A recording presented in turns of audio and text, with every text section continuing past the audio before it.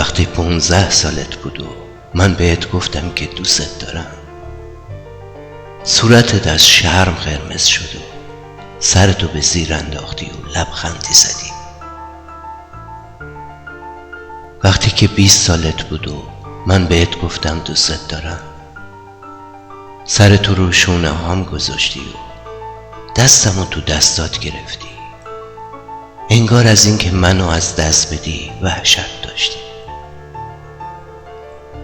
وقتی که 25 سالت بود و من بهت گفتم که دوست دارم، صبحانمو آماده کردی و برام آوردی، پیشونیمو بوسیدی، گفتی بهتره عجله کنی، داره دیرت میشه. وقتی 30 سالت شد و من بهت گفتم دوست دارم، بهم گفتی اگه راستی راستی دوستم داری بعد از کار زود بیا خونه. وقتی 40 ساله شدی و من بهت گفتم که دوست دارم، تو داشتی میز شام رو تمیز میکردی و گفتی باشه عزیزم، ولی الان وقت اینه که بری تو درسا به بچه‌مون کمک کنی. وقتی 50 سالت شد و بهت گفتم که دوست دارم، تو همون جور که بافتنی میبافتی به هم نگاه کردی و خندیدی. وقتی 60 سالت شد و بهت گفتم که چقدر دوست دارم، تو به من لبخند زدی.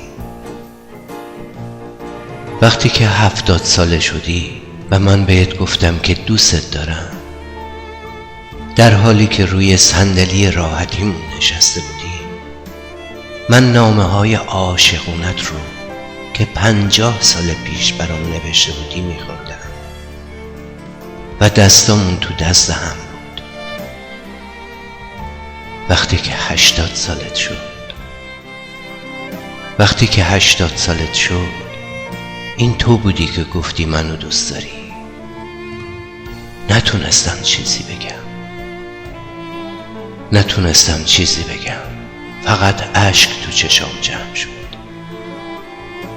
اون روز بهترین روز زندگی من بود، چون تو هم گفتی که منو دوست داری.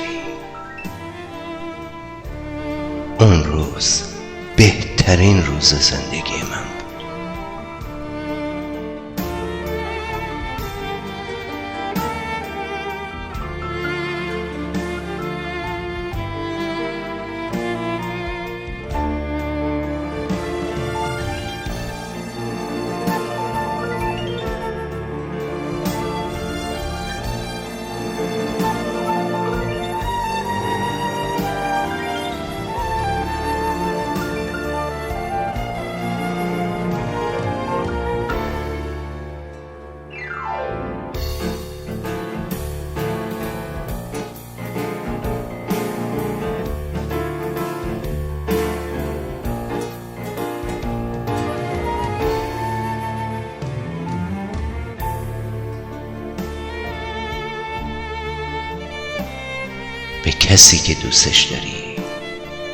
به کسی که دوستش داری بگو که چقدر بهش علاقه داری و چقدر در زندگی براش ارزش قائل هستی،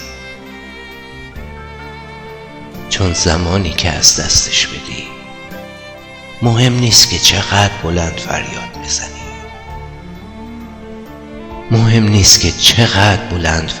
بزنی، اون دیگه صداتو